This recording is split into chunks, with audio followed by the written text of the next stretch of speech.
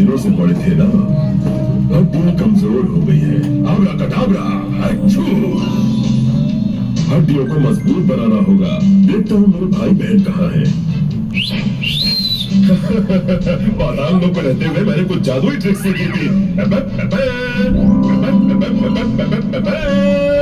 अरे मुझे भूख लगी है यार। इस देश की भूख कभी शांत ही नहीं होती। आबरा कटाबरा, पार्टी टाइम। चलो मजेदार पकवान उड़ाए। हे, तुम खाना शुरू करो। सेल्स या कोशिकाएं, हम इन्हीं से बने हैं। इन्हें शरीर के कामकाज करने के लिए लगातार ऊर्जा चाहिए, इसलिए हम खाना खाते हैं। क्या आपको लगता है कि पाचन एकाएक हो जाता है? नहीं। हम जो खाना खाते हैं वो भोजन नली द्वारा आगे बढ़ता है। इस प्रक्रिया को पेरिस्टाल्सिस कहते हैं। इसमें पेशियां खास तरह से फैलती सिकुड़ती है, जिससे भोजन पेट में चला जाता है। पेट में खाने को अम्लीय पाचक रस के साथ मथा जाता है, जिससे ये बारीक अंशों में बदल जाए और पाचन में आसानी हो। पेट एक बहुत ही लचीला फैलने वाले बैग की तरह होता है।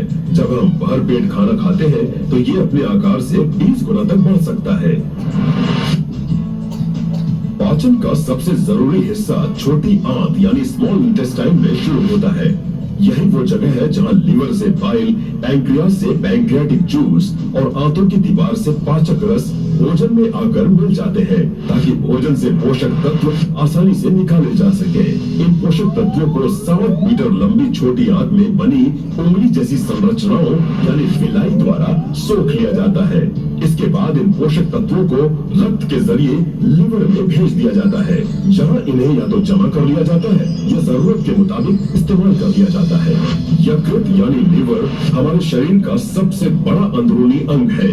ये मेटाबॉलिज्म का सेंटर भी है। हालांकि ये पाचन में कोई मुख्य भूमिका नहीं निभाता, और ये 200 से भी अधिक अन्य जरूरी काम करता है।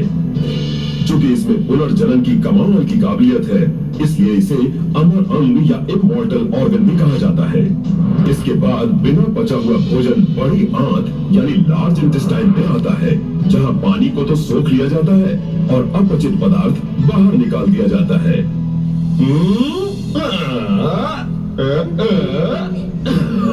बहुत दिनों बाद भर पेट भोजन मिला। हमारी कोशिकाओं को ऊर्जा उत्पादन के लिए एक अन्य महत्वपूर्ण चीज की भी जरूरत होगी, ऑक्सीजन। ऑक्सीजन के बिना हम जिंदा नहीं रह सकते। इसके लिए मैं अपने एक और भाई को बुलाता हूँ। स्वागत कीजिए फेफड़ों का। हम 1 मिनट में करीब 10 से 14 बार सांस लेते हैं और हर बार में करीब आधा लीटर हवा अंदर लेते हैं। ये हवा स्पॉन्जी और नर्म फेफड़ों में जाती है। यहाँ ऑक्सीजन को सोख लिया जाता है और कार्बन डाइऑक्साइड सहित बची हुई गैसेस को बाहर निकाल दिया जाता है। हम जो भी ऑक्सीजन भीतर लेते हैं उसका करीब 20% ही इस्तेमाल कर पाते हैं। क्या आप जानते हैं कि हमारे दोनों फेफड़े एक जैसे नहीं हैं? बाएं फेफड़े में केवल 2 ही हिस्से होते हैं, जबकि दाहिने में 3 होते हैं, क्योंकि हृदय का कुछ अंश बाएं फेफड़े की तरफ होता है। ऑक्सीजन ठीक तरह से सोख ली जाए, इसके लिए फेफड़ों में 30 करोड़ बहुत छोटे छोटे वायु कोश होते हैं, जिन्हें एल्वियोलाई कहते हैं।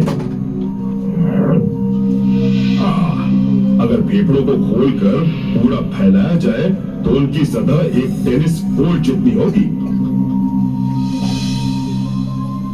अब पोषक तत्व और ऑक्सीजन युक्त रक्त तैयार है। इसे सही जगह पहुंचाना है, और ये काम करेगा मेरा एक और भाई, परिसंचरण तंत्र यानी सर्कुलेटरी सिस्टम। इस सिस्टम के केंद्र में है हमारा हृदय। हृदय कार्डियक सेल से बना होता है, जिनके 4 खास गुण हैं: उत्तेजनशीलता यानी एक्साइटेबिलिटी, चालकता यानी कंडक्टिविटी, संकुचनशीलता यानी कॉन्ट्रैक्टिलिटी और लयबद्धता यानी रिदमिसिटी। हृदय में 2 पंप होते हैं। एक पंप शरीर से जमा किए गए रक्त को ऑक्सीजन युक्त बनाने के लिए फेफड़ों में भेजता है, और दूसरा दूसरा पंप ऑक्सीजन वाले रक्त को करीब 1.5 लाख किलोमीटर लंबी रक्त वाहिकाओं के जरिए पूरे शरीर में भेजता है। हमारा हृदय सामान्य हालात में 4.5 लीटर रक्त प्रति मिनट पंप कर सकता है, जो मुश्किल हालात में 25 लीटर प्रति मिनट तक हो सकता है। मांसपेशियों की वजह से ही हम चल फिर पाते हैं। इनके संकुचन से ही हमारे कंकाल की तमाम गतिविधियां होती है। पेशीय तंत्र यानी मस्कुलर सिस्टम में 656 पेशियां होती हैं। ये हमारे अंदरूनी अंगों की हिफाजत करती है, हमारे ढांचे को मजबूती देती है और उसे कार्यशील बनाती है। चेहरे के बहुत सारे भाव इन पेशियों की वजह से ही मुमकिन हो पाते हैं। ये पेशियां टेंडन के जरिए हड्डियों से जुड़ी होती हैं। क्या आप जानते हैं कि पेशियां केवल खिंचाव द्वारा ही काम कर सकती हैं? इनमें धकेलने की क्षमता नहीं होती। आइए अब मैं आपको अपने बारे में कुछ बताता हूँ। मैं हूँ आपका कंकाल तंत्र यानी स्केलेटल सिस्टम। मैं हमेशा आपके शरीर को सहारा देता हूँ, वरना आपका शरीर मांस का एक लोथड़ा बनकर रह जाएगा। मेरी हड्डियां 2 चीजों से मिलकर बनी है, लचीले कोलाजन और भुरभुरे कैल्शियम फॉस्फेट, जो बिल्कुल सही अनुपात में मिले होते हैं। हमारी खोपड़ी 22 हड्डियों से बनी है, जिसके भीतर संरक्षित होता है हमारे शरीर का सबसे कोमल हिस्सा, हमारा मस्तिष्क। शरीर का पेचीदा संचलन हमारे कंकाल के कई जोड़ों या जॉइंट्स की वजह से होता है। कंकाल का मेरुदंड बहुत ही कोमल स्पाइनल कॉर्ड की हिफाजत करता है। इसके अलावा कंकाल शरीर के लिए खनिज भंडार की तरह भी काम करता है। हड्डी के भीतर की अस्थि मज्जा प्रति सेकंड 30 लाख से भी अधिक लाल रक्त कोशिकाएं पैदा करती है और पुरानी तथा मृत रक्त कोशिकाओं की भरपाई करती है।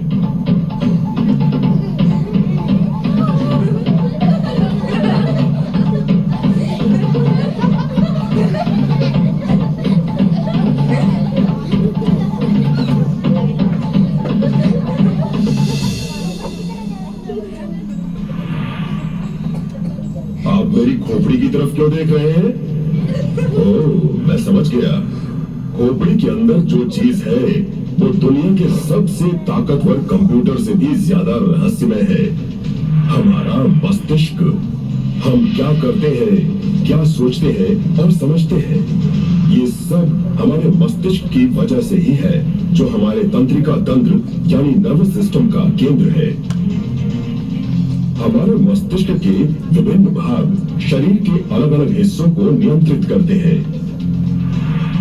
इसका संगठन अत्यंत सुनियोजित होता है। ब्रेन स्टेम शरीर के बहुत से मौलिक कार्य करता है, जैसे कि सांस लेना, दिल की धड़कन आदि को नियंत्रित करना।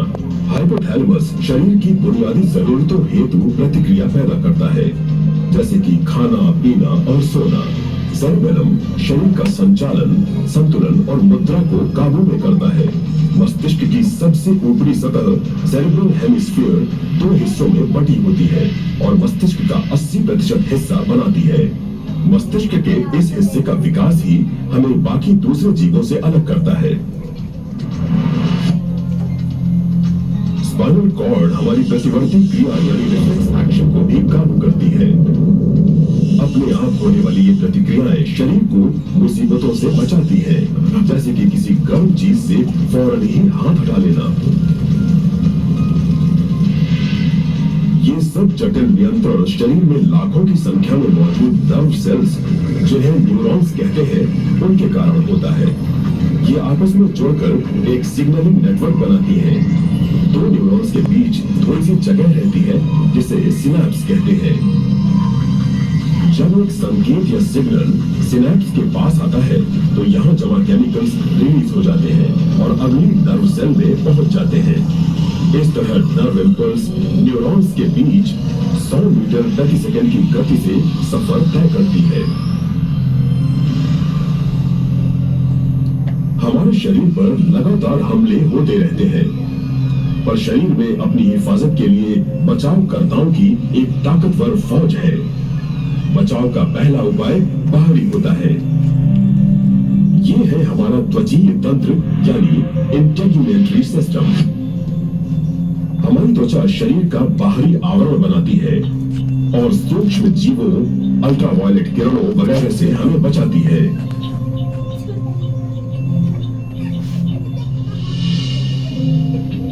बचाव का दूसरा उपाय तब काम आता है जब हमला कामयाब हो जाता है। हिफाजत करने वाली श्वेत रक्त कोशिकाएं यानी लिम्फोसाइट्स जो घातक रसायन यानी एंटीबॉडीज पैदा करती हैं, और मैक्रोफेजेस जो रोगाणुओं को निगलकर खत्म कर देती हैं। ये सर्कुलेटरी और लिम्फेटिक सिस्टम्स में पाई जाती है और प्रतिरक्षा तंत्र यानी इम्यून सिस्टम बनाती है।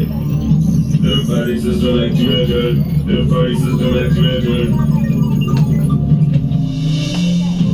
हमारे रक्त को छानने और उसमें से अशुद्धियां हटाने वाला एक बहुत ही जरूरी सिस्टम है हमारा यूरिनरी सिस्टम। इसमें मुख्य रूप से दो गुर्दे यानी किडनीज होती है जो ऊपरी उदर में होती है। रीढ़ की हड्डी के दोनों तरफ एक एक। हर किडनी में लगभग 10 लाख सूक्ष्म फिल्ट्रेशन सिस्टम होते हैं जिन्हें नेफ्रॉन कहते हैं, और ये कमाल की स्पीड से फिल्टर करते हैं। ये हमारे शरीर के पूरे रक्त को 1 घंटे में 20 बार फिल्टर करते हैं, यानी औसत रूप से 6-7 बड़ी बाल्टियां 1 घंटे में। ये मुख्य रूप से रक्त से यूरिया को बाहर निकालते हैं और आयरन बैलेंस कायम रखते हैं।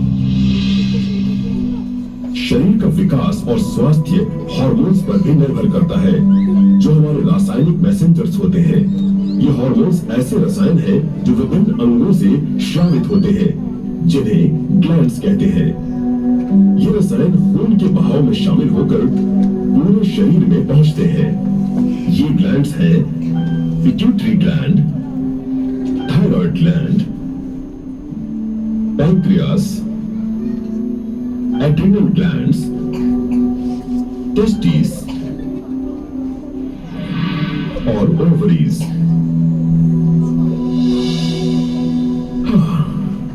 जीवन एक चक्र है अंत और आरंभ का, एक बहुत ही महत्वपूर्ण सिस्टम जिसके जरिए वंश वृद्धि करना संभव होता है वो है रिप्रोडक्टिव सिस्टम। पुरुषों और स्त्रियों में ये अलग अलग होते हैं। पुरुष अंग स्पर्म्स को तैयार करते हैं जो नर से अनुवांशिक जानकारियां लेकर आते हैं। ये ओवम से मिलता है जिसमें स्त्री की अनुवांशिक जानकारी होती है। इस तरह एक नया अनूठा जीवन तैयार होता है जो दोनों का मिश्रण होता है। आपके शरीर का हर एक तंत्र दूसरे तंत्र पर निर्भर रहता है।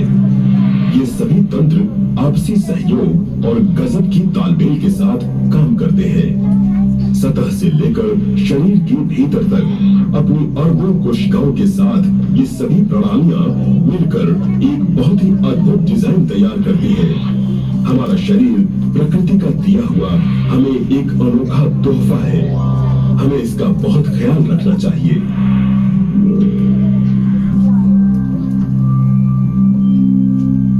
बहुत बहुत शुक्रिया। हमें उम्मीद है कि आपको इस शो में मजा आया होगा।